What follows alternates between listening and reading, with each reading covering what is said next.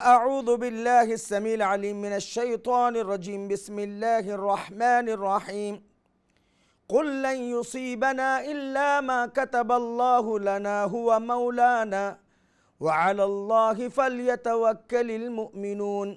ناظرین محترم، قرآن مجید پارہ نمبر 10 سورہ توبہ کے اندر اللہ تعالیٰ کا فرمان ہے، پیارے نبی صلی اللہ علیہ وسلم آپ کہہ دیجئے ہمیں کوئی نقصان نہیں پہنچا سکتا مگر اللہ نے جو ہمارے مقدر میں لکھا ہے۔ ہوا مولانا، وہ ہمارا مددگار ہے، اور ایمان والے تو صرف اللہ ہی پر بھروسہ کرتے ہیں۔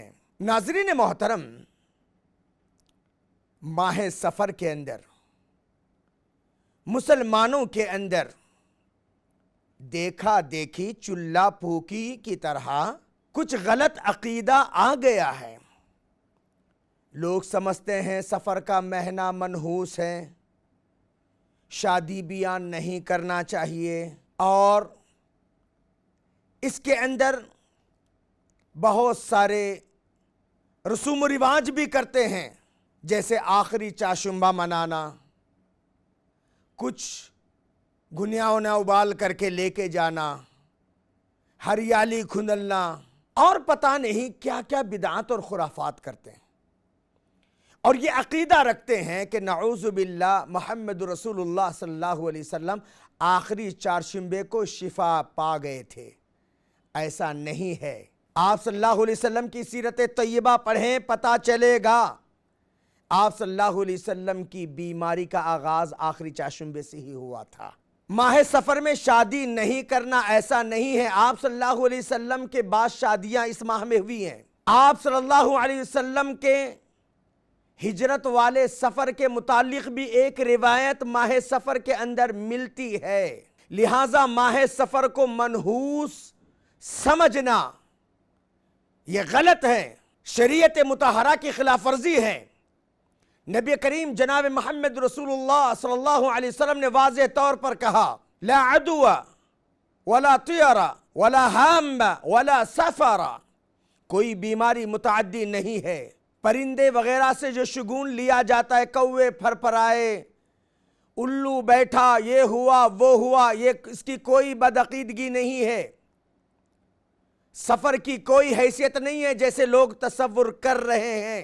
اللہ کے بندوں، اللہ سے ڈرو، سفر کے اندر اچھے کام کرنے کی کوشش کرو۔ یہ نحوست کا مہینہ نہیں ہے، شگون اچھا لینا چاہیے، بس شگونی سے بچنا چاہیے، اس لیے کہ اللہ کے حبیب جناب محمد رسول اللہ صلی اللہ علیہ وسلم نے حضرت عبداللہ ابن عباس رضی اللہ عنہما کو نصیحت کرتے ہوئے کہا، وَاعْلَمْ أَنَّ الْأُمَّةَ لو اجتمعت على ان ينفعك لم ينفعك، اگر پوری امت، پورا ورلڈ جمع ہو جائے تمہیں نقصان پہنچانے کے لیے نقصان نہیں پہنچا سکتے، الا ما كتبه اللہ لك، جو اللہ نے تمہارے مقدر میں لکھا ہے۔ پوری امت جمع ہو جائے تمہیں نقصان پہنچانے کے لیے نہیں پہنچا سکتے، جو اللہ نے مقدر میں لکھا ہے پوری امت جمع ہو جائے تمہیں فائدہ دینے کے لیے نہیں فائدہ پہنچا سکتے۔ نبی کریم صلی اللہ علیہ وسلم نے ایک دعا سکھائی، کبھی ہم نے اس دعا پر غور کیا؟ اللہم لا مانع لما اعطیت، اللہ اگر تو نوازنے پر آئے کوئی روکنے والا نہیں، ولا معطی لما منعت، اللہ تو روک دے کوئی دینے والا نہیں، ولا ينفع ذا الجد منک الجد، کسی کی کوشش کا کوئی دخل نہیں۔ لہٰذا میرے بھائیوں، سنی ہے خوش نصیبوں کو باغ و بہار ہے، بدبخت بدعتی کو جہنم کی مار ہے۔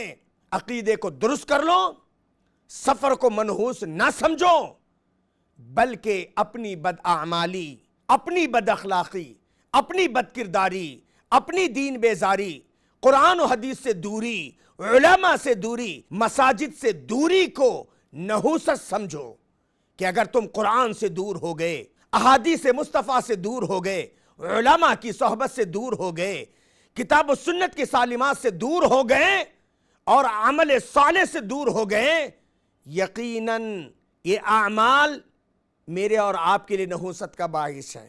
میرے مسلمان بھائیوں، اللہ کے نبی صلی اللہ علیہ وسلم نے 70,000 لوگوں کے بارے میں کہا میری امت کے 70,000 لوگ بغیر حساب کتاب کے جنت میں جائیں گے. پھر 70 پر 70,000 کون ہے وہ؟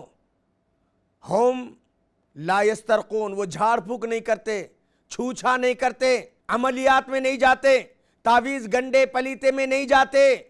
ہم لا یتطیرون، وہ کوے سے، وہ بلی سے، وہ فلاں سے، وہ پرندوں سے بدشگونی نہیں لیتے، اور وہ اللہ کی ذات پر بھروسہ کرتے ہیں، وہ داغ نہیں لگواتے.